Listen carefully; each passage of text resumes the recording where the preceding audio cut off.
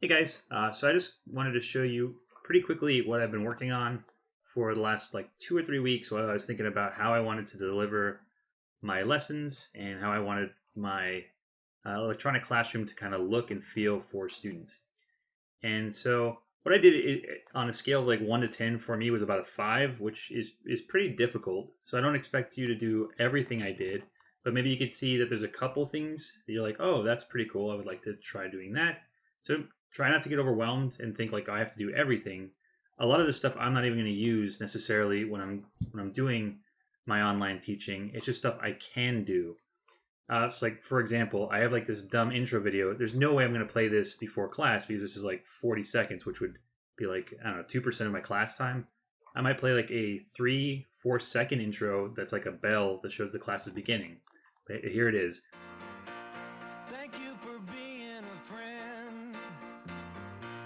Travel down a road and back again. Your heart is true, you're a pal and a confidant. And when we both get older, with walking canes and hair of gray, have no fear, even though it's hard to hear. I will stand real close and say thank you for being a friend. I wanna thank you for being a friend. And that's totally dumb, of course. Like again, I want to stress that I would never use that during class, but it's a thing I can do with this new kind of system I have set up. And the real cool stuff that I'm actually really excited to use are things like I have this view where I can switch to my PDF file that I can write on. I can show you like here's a trig PDF that we have in class for pre-cal. It's trig inverses, and you can write fully on this because this is that PDF program I've been using for the summer. You can write in different colors, of course. You have like straight lines. You can, of course, readjust those lines. Yeah, I love this, and I've been using this a ton. I can save these and then post them on Google Classroom so later on students can look at what I did, or they can look over my notes for stuff that I did earlier. Here's me like going through a couple of these problems for students. Other things I can do is I can switch to my PowerPoint view. And so like this would be for statistics. And there's a couple of options I have here. I can, of course, go to the next slide. I can go back. It's just a normal PowerPoint. It's just projecting in this fixed window I have. But I can write on this. And I'm excited for the fact that I can show my students notes. And I'll show you in a second. Let's see if I can find a good place. All right, so let's say we get here, and I can maybe draw, like, see, this is what the shape looks like. It's skewed right. I could go to the next piece of this where it says, write a few sentences comparing the distributions. And if I wanted to, I could set up something stupid like this to remind students, like, we cuss here. Or I could say, like, what do you think we're going to do now? I don't know. And then maybe I can have someone say it out loud, or I can see in the chat, and then I can have something stupid happen like that, which would maybe make my class a little bit more fun and less dry than the fourth Zoom class they've been in or the fourth Google Meets class they've been in for the day. Another thing I can do is I can switch to my PowerPoint and my PDF. So if there's something I wanted to reference on my PDF file or my PowerPoint, I can show them side by side. And be like, hey, remember how this was inverse sine of x right here? Well, you see in this PowerPoint that you're currently looking at, it's also inverse sine of x. Of course, this is not anything to do with that, but you can refer to things back and forth, and that really excites me. And I think I can do stuff with this that I couldn't even do in front of a real class or in front of a live class, rather. I've started looking into Google Meets a lot. I like the way it works, and my favorite thing about it is it does these live. Let me see if I can switch. It does these live captions if a student wants to turn them on. So this has been transcribing everything I've said. I'm sure if you read through this, maybe not everything's perfect, but if you have anyone with like a 504 plan that has like auditory issues, this is all without me doing any extra work. This is just naturally done in Google Meets, which I think is like super, super cool. If they decide that they don't want them, they can of course turn them off and they're gone. And some other stuff I've been kind of playing around with, and this is because I saw someone else doing this in one of the trainings I was in for AP stuff this summer. This is on Desmos. I didn't know Desmos could do this, but this is a card matching activity on Desmos, which like I didn't know was possible. You can like say match the numbers with the letters, the correct ones go together. I was super impressed that this was a thing. And what we've been doing in like breakout groups in that is like in a group of 3 or 4, they're working on this. We're working on this card sort activity, and maybe one person shares their screen in the group, and then they're able to sort these together and discuss things that they learned recently.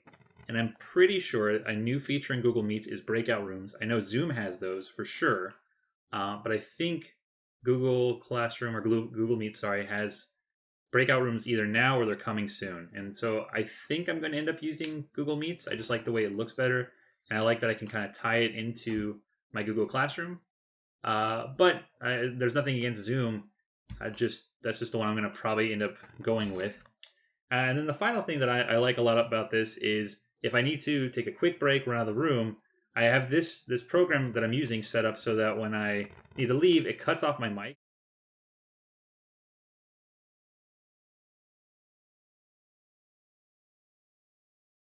And even if I was talking during that time, it was cut off completely because of the way I set up that program.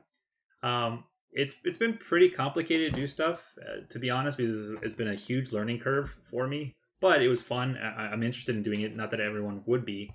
But the main idea, if you are curious about what I've been using to do this, where I can kind of switch between my PowerPoint, my PDF, etc., and still have myself on the screen, and I feel like the transitions are kind of nice. You can make it smoother transitions if I need to switch between stuff, as opposed to files that I have to like open up and then close, etc. What I've been using is something called OBS, and it's what streamers use. And if you don't know what a streamer is, they are people that can play video games and have like I don't know, tens of thousands of people watch them, and then they get paid money to do it. It seems like a fun job. But what they use, a lot of them, is something called OBS. You can Google it. It's a totally free thing. And OBS, what it does, this is like a little glimpse into it, is you can assign certain parts of your screen to be like, okay, this window right here, I would like to be me. And then this window right here, I would like to be my PDF document.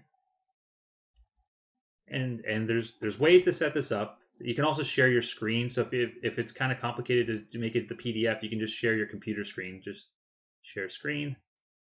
The reason why I like doing it the way I'm currently doing it is if I open up my gradebook right now, like I can have my gradebook open, and there's no way you can see it on my screen because I'm not sharing my entire desktop. Like I'm looking at my gradebook right now. I'm not sharing my desktop. I'm sharing just this window. I'm sharing just my PDF window, which I find is pretty useful. And so what's happening is every single video and audio thing I want to have happen, audio. Yeah, that was almost embarrassing. This is recorded. Couldn't spell audio. Every single video and audio thing I want goes into OBS. I can organize it however I want. I can change the levels on all the audio that I want. And then what I do is I say, okay, I'm going to use something called a virtual wire. Virtual wire. It's free. It's easy to download. It's not super difficult. And that is what I'm actually using as my microphone on Google Meets right now. So I've kind of convinced Google Meets that OBS is me, if that makes any sense. And if it doesn't, don't worry about it. I can help you if you are interested in doing this at all. And I also then project a video of what's happening in OBS video, and that's what I'm sharing on Google Classroom. And so that's what or not Google Classroom, Google Meet. So that's what you're currently looking at. You're looking at this and you're hearing this, even though I'm mixing a lot of stuff in here. And like, so this is an example of that where you just saw the cuss go on screen with the audio.